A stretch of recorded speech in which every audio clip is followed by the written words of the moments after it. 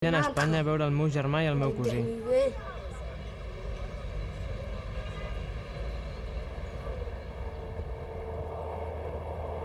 Cuando paró, bajé de autocar, hacía mucho frío, digamos, ¿no? Iba yo caminando, digamos, por la noche y por la mañana aquí salía el sol, hacía un poco de calor, me metía en cualquier sitio, me dormía en cualquier lugar. Primer día, segundo, el tercero y cuarto ya los callos en el pie, ¿sabes? Y te quedas los zapatos, te vas descalzo. Robar no. Entrábamos a un supermercado, digamos, un Prica o cualquier, comías ahí y salías con la barriga llena y ya está, otro día en otro sitio. Cuando llegaba a Barcelona, pregunté, oye, es que acabo de llegar, no conozco a nadie y tal. Me dijo, sí, yo te puedo llevar a dormir conmigo a un sitio y tal. Y luego he venido con él, que resulta que era esta casa que era un poco como abandonada, vaya, le estaban arreglando y tal. Había unos andamios y luego subía por allí, entrábamos por la ventana. La plaça de Catalunya és la primera parada dels nens. A continuació ve la plaça Reial. Molta canalla les coneix ja des de Tànger. I el tercer punt de trobada és la plaça George Orwell, vora el carrer d'Escudellers. El primer xoc dels nens és saber que aquí els menors no poden treballar. Uns nens que al seu país ja fa anys que són en el mercat laboral i, per tant, adults, passen a ser, de cop i volta, infants en un país estranger. Uns nens acostumats a viure al carrer trien els carrers per fer-hi vida. Ara mateix viuen al carrer a Barcelona entre 70 i 100 nens. Quan jo era al Marroc, pensava que quan arribés a Espanya tindria papers i feina. I quan la gent baixa al Marroc amb cotxes, donen la idea que aquí hi ha diners per tot arreu. Però quan vaig arribar aquí m'ho vaig passar molt malament. Vaig passar gana, fred, i vaig començar a robar i a fer de tot. Al carrer no t'hi pots estar gaire, perquè pots enganxar les drogues, dissolvents, pastilles i moltes altres coses dolentes. El que volem és sortir del carrer, tenir una feina i uns papers. No volem estar tirats aquí tota la vida. La inhalació de cola o dissolvent és una addicció freqüent entre els menors magrebins que viuen al carrer. És una manera d'evadir-se d'un entorn hostil i dur. La droga té uns efectes devastadors en els nens.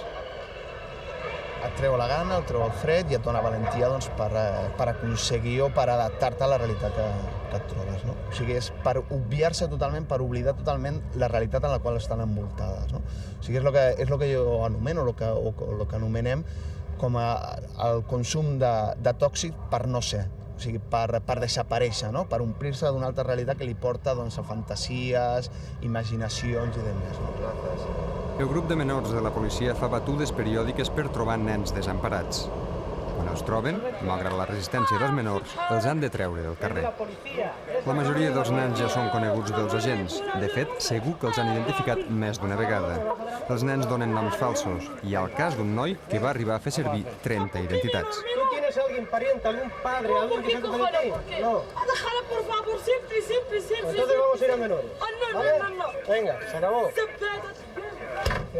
Els nois seran traslladats a la comissaria, on es repetirà la formalitat de cada nit. Les mateixes preguntes, les mateixes respostes, els mateixos nens. Sí. 15. La rutina diària ha acabat desbordant el grup de menors de la policia. Estamos continuamente trayendo y llevando, y no le vemos ningún futuro. O sea, si al menos de los, por decir algo, de los 100 o 110 que pasan mensualmente por el Grume, uno consiguiéramos reeducarlo, ya sería pues un gran éxito. Pero es que es imposible.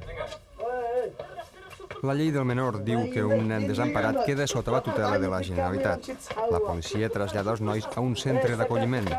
La mateixa llei diu també que aquest centre no pot ser tancat. La fugida serà, doncs, una opció fàcil. Els educadors li diuen, no és un centre tancat, és un centre per protegir-te. I el nano se't queda mirant i et diu, per protegir-me. Si arribo exposat amb la policia de males maneres i a més se la cobro la boca al cotxe de policia, a més de la compta me dan 2 galletes, de quina protecció estem parlant, no? Realment el nano això no ho entén. Lledoners és el que s'anomena un centre d'urgències. Es va obrir després d'esclatar el fenomen dels nens del carrer. Allà la canalla s'hi ha d'estar com a màxim una setmana mentre es valora el seu cas, però fins i tot hi estan 2 mesos, per falta de places als centres d'estada més llarga. Des que es va detectar el fenomen dels nens del carrer l'any 97, 400 menors han passat per les dependències de la Direcció General d'Atenció a la Infància.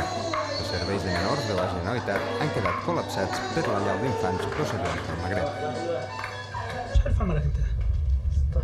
16 سنة 16 ولا عندك 17 ولا عندك اقل من 16 شفتاش انا نسقسيك واش عندك 16 بالضبط على خاطر الدراري اللي راهم يجونوا هنايا دائما كيقولوا باللي عندهم اقل عندي 16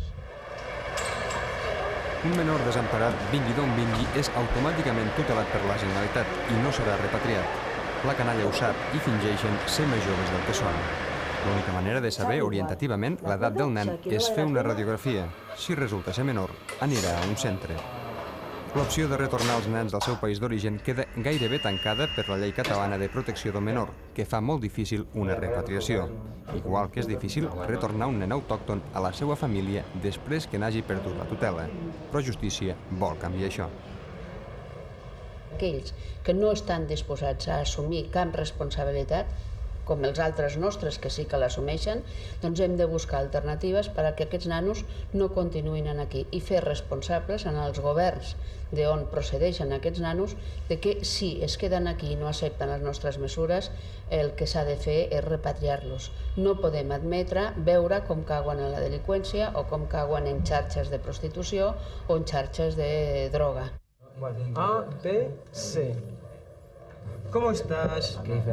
La radiografia d'en Mohamed ha conclòs que té 16 anys. És menor i, per tant, torna al centre de Lledoners en espera d'un destí definitiu a la xarxa de menors. Però els nens volen regularitzar-se i treballar i tenen la sensació que estan perdent el temps. Molts acaben fugant-se. Els centres són presons per una canalla acostumada a viure sense imposicions. Claro, porque en un centro no estás acostumbrado, digamos, vivir, que te vienen y ellos te enseñan cosas. Oye, mira, levántate a las 8 de la mañana, tienes que hacerte la cama, tienes que fregar, tienes que... Porque eso nunca lo has hecho y mira, ves que és una cosa un poco rara, digamos. Quan venen, tot i que siguin molt petits, venen a l'idea de treballar, aconseguir diners o aconseguir els papers i enviar-li a la família aquests diners. La realitat dels centres és una altra. Un centre educatiu el que ha de treballar no és que el nano es posi a treballar, sobretot si són molt petits, sinó que trobi un nucli afectiu, que vagi a l'escola, que tingui una formació. Això ja desencaixa una miqueta les seves expectatives. El Marc és un dels 3 educadors de carrer que té l'Ajuntament de Barcelona. Els educadors s'acosten als nois, miren de cobrir les seues necessitats bàsiques i els encaminen cap als recursos d'ajuda, perquè el retorn és una opció que gairebé cap nen preveu. Entonces, cuando llegas aquí y ves que no hay posibilidad de quedarse en los centros, ni de trabajo, ni de papeles, ¿por qué no te vuelves? Porque se queda aquí robando y siempre tiene dinero. En Marruecos no puedes robar. No puedes robar. Si te vas a robar un tiro, no puedes robar. Sabes, 15 años de cárcel. Hay algunos que llevan por la calle ni nada. A ver, Yunes, yo te conozco a ti hace tiempo. ¿Eso quiere decir que tú... Yo no me lo creo eso, pero bueno, ¿tú quieres decir que tú has venido a robar? No. Entonces, por trabajo, por ganar dinero. Vamos de trabajar aquí, no pensamos de robar ni nada. Pensamos, éramos ahí, si alguien fuimos al centro trabajar, eso, arreglar papeles, ¿sabes? ¿Por qué no decidí volver a Marruecos? Porque tienes... ¿Te da vergüenza volver diciendo que te ha ido mal? Claro, la gente ahí lo que dice, que quedarse ahí 2 años y al final no has hecho nada en España, ni en Marruecos ni en España. ¿Para qué quieres eso? O sea, que os encontráis un poquito atados, ¿no? Són menors. I com a menors, el menor mai és el culpable de la situació, sinó que acostuma a ser la víctima. Han d'emigrar, i a més s'arrisquen i es juguen la vida, però mai qui es juga la vida se la juga per venir a robar bossos a la plaça Catalunya. I això penso que ho hem de tenir clar, no? A Ciutat Vella han augmentat últimament els problemes relacionats amb els nens del carrer més degradats. A partir de les 4 de la matinada comença, en aquest tram de la Rambla, l'hora punta dels robatoris, un darrere l'altre, al costat mateix de les anades i vingudes de la policia. Aquest nen actua pel seu compte. Es fa evident la seva inexperiència.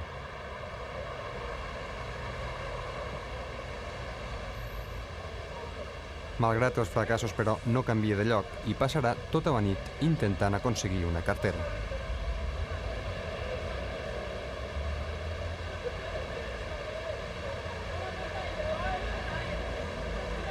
Finalment, l'aconsegueix. Hi ha gent que al Marroc mai no havia robat res. Quan ha arribat aquí, ha vist que altres robaven i ha dit «No, jo mai no robaré». I ha passat la primera setmana patint. La segona, demanant diners als seus amics. I a la tercera ja no pot més. Ha de tornar els diners als seus amics. Aleshores, encara que tingui por, comença una vida de robatoris, una vida que mai no havia imaginat. Jo mateix no em vaig imaginar mai que robaria, que vendria drogues, i ara ho estic fent. La nit continua a la Rambla. Això, que sembla un joc entre adolescents, és un altre robatori.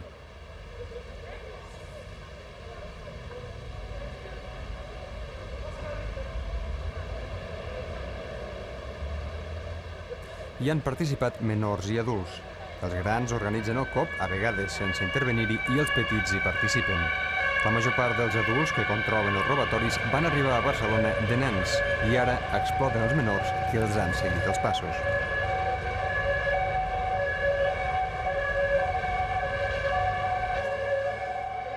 Ha passat només una estona des de l'últim assalt. En aquest grup també hi ha adults i menors.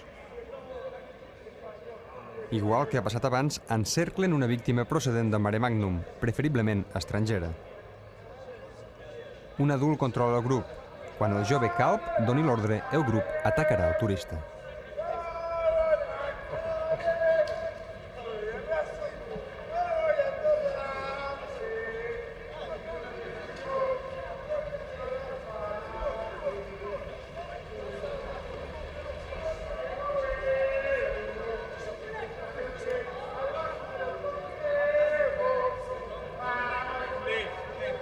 Finalment, marxaran sense gaire pressa i deixaran la víctima al mig de la Rambla.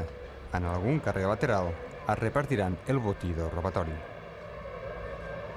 Quan un nano fa un determinat robatori, per tota la circumstància que té, no pot escollir no fer-ho la majoria de vegades. Hi ha tota una cadena, tota una jerarquia on dins de la seva jerarquia, el que tindria el grau superior amb ell és qui es queda diners o targetes de crèdit. Al nano el que li donen és peixet, li deixen quedar-se un mòbil, li deixen quedar-se un Walkman, li deixen quedar-se una jaqueta, no? N'hi ha molts que són utilitzats per aquestes màfies. Conec un nen molt petit que treballa amb ells. Li donen motxilles plenes de droga i ell s'encarrega de portar-les allà on li diuen, allà on volen. És clar que a aquest nen li agrada aquesta feina, perquè li donen molts diners. I la policia no el para, perquè és petit, i no pensa que porta drogues. I fa tot el que li diu aquesta màfia. Les màfies aprofiten que el Codi Penal és benevolent amb els menors i per això difícilment entren en un centre tancat de justícia juvenil. Tot i que hagin delinquit, la policia els tornarà a un centre obert. Mentre no hi hagi un adult que es faci responsable d'aquest nano, la Generalitat de Catalunya, en aquest cas a la Direcció General d'Atenció a la Infància del Departament de Justícia, són el pare i la mare d'aquest nano. Per tant, són absolutament responsables d'allò que faci aquest nano o de la situació que viu aquest nano. Aquests menors són totalment reacis a les mesures de protecció. I no perquè una vegada hagin estat en els nostres serveis d'urgència o en un centre residencial, sinó que la majoria d'aquests han estat 10 i 20 vegades. Això no és tan fàcil de solucionar. És un problema complex i és una situació molt difícil. Vosotros sabéis dónde están los problemas, más que nosotros, incluso.